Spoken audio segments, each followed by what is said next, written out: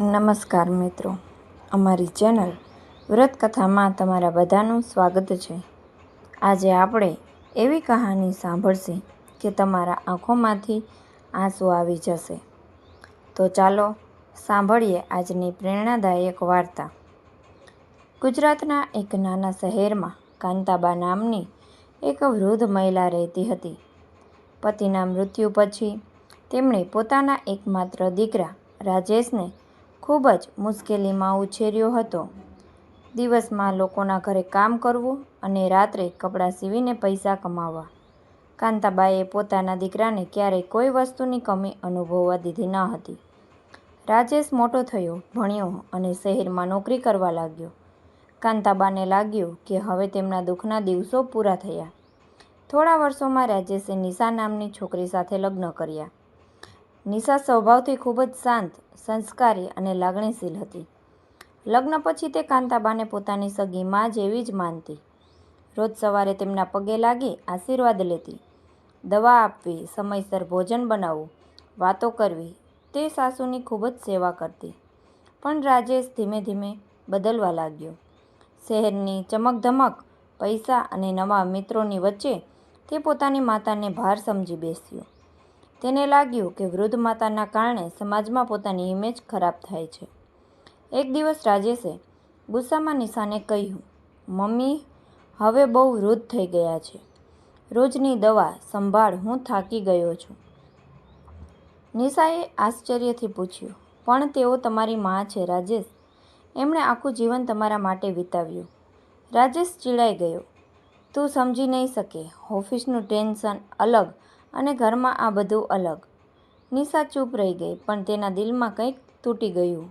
થોડા દિવસ પછી રાજેશે એક ભયંકર નિર્ણય લીધો। તે કાંતાબાને વૃદ્ધાશ્રમમાં મૂકવા માંગતો હતો। આ વાત સાંભળીને નિશાની આંખોમાં આંસુ આવી ગયા। રાજેશ, આવું ન કરો, માં તૂટી જશે, મારો નિર્ણય આખરી છે। બીજા દિવસે રાજેશ પોતાની માતાને લઈને વૃદ્ધાશ્રમ પહોંચ્યો। કાંતાબા આખો રસ્તો મૌન રહ્યા। તેમના હાથ કંપી રહ્યા હતા, આંખોમાં હજારો પ્રશ્ન હતા, પણ હોઠ પર એક પણ શબ્દ ન હતો। વૃદ્ધાશ્રમના દરવાજા પાસે ઊભા રહીને તેઓ ધીમેથી બોલ્યા, બેટા, હું એટલી બોજ બની ગઈ? રાજેશ નજર ચોરી ગયો, મમ્મી અહીં તમારું સારું ધ્યાન રાખશે। કાંતાબાના આંખમાંથી આંસુ વહેવા લાગ્યા। જે દીકરાને ઉછેરવા માટે હું ભૂખી રહી, આજે એ જ દીકરો મને પોતાના ઘરથી દૂર મૂકી રહ્યો છે। આ શબ્દોએ ત્યાં ઊભેલા લોકોની આંખો પણ ભીની કરી દીધી। રાજેશ પાછો વળી ગયો। વૃદ્ધાશ્રમના દરવાજા ધીમેથી બંધ થઈ ગયા। ઘરે આવીને નિશા આખી રાત રડતી રહી। તેના મનમાં વારંવાર કાંતાબાનો કંપાતો ચહેરો આવતો હતો। થોડા દિવસ પછી નિશા છુપાઈને વૃદ્ધાશ્રમ ગઈ। કાંતાબા ખૂણામાં એકલા બેઠા હતા। હાથમાં રાજેશના બાળપણનો જૂનો ફોટો હતો। તેઓ ફોટાને જોઈ ધીમે ધીમે બોલતા હતા, મારો રાજુ બાળપણમાં મને છોડીને ક્યાંક જતો ન હતો। નિશા આ દ્રશ્ય જોઈને રડી પડી। તે દોડી જઈ કાંતાબાના પગે પડી ગઈ, માં, મને માફ કરી દો। કાંતાબાએ તરત નિશાને ઉઠાવી લીધી। અરે દીકરી, તું કેમ રડે છે? માં, હું તમને પાછા ઘરે લઈ જવા આવી છું। કાંતાબા ચોંકી ગયા, પણ રાજેશ? મને કોઈ ફરક નથી પડતો, તમે આ ઘરની માન છો। નિશા એ જ દિવસે કાંતાબાને ઘરે લઈ આવી।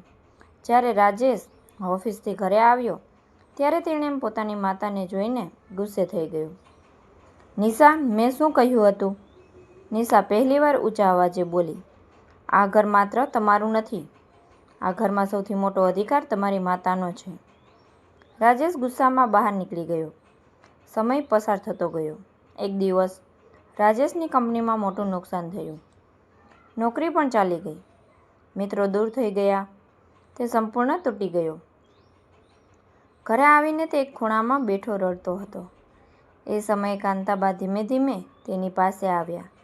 તેમણે પોતાના કંપાતા હાથથી તેના માથે હાથ ફેરવ્યો, બેટા, ચિંતા ન કર, બધું સારું થઈ જશે। રાજેશ આશ્ચર્યમાં પડી ગયો, માં, મેં તમારા સાથે એટલું ખરાબ કર્યું, છતાં તમે મને આશીર્વાદ આપો છો? કાંતાબાની આંખોમાં આંસુ આવી ગયા। માં ક્યારેય પોતાના સંતાનને શાપ નથી આપતી બેટા, આ શબ્દો સાંભળીને રાજેશ કૂટીને રડવા લાગ્યો. તે પોતાની માતાના પગે પડી ગયો. માં, મને માફ કરી દો. હું બહુ મોટો પાપી છું. કાંતાબાએ તેને ઊભો કર્યો અને ગળે લગાવી દીધો. ઘરના દરેક ખૂણે આંસુ અને લાગણીઓ છવાઈ ગઈ. તે દિવસ પછી રાજેશ સંપૂર્ણ બદલાઈ ગયો. હવે તે પોતાની માતાની સેવા કરતો, તેમની સાથે સમય પસાર કરતો અને દરેક જગ્યાએ ગર્વથી કહેતો, મારી માં મારા માટે ભગવાન સમાન છે. અને નિશા, તે વહુ નહીં પણ સાચી દીકરી બની ગઈ. વાર્તા ઉપરથી આપણે એક જાણ થાય છે કે જે માતા પિતાએ આખું જીવન સંતાનો માટે વિતાવ્યું, તેમણે વૃદ્ધાશ્રમમાં એકલા છોડવું સૌથી મોટું પાપ છે. ઘરમાં વૃદ્ધો આશીર્વાદનું રૂપ હોય છે.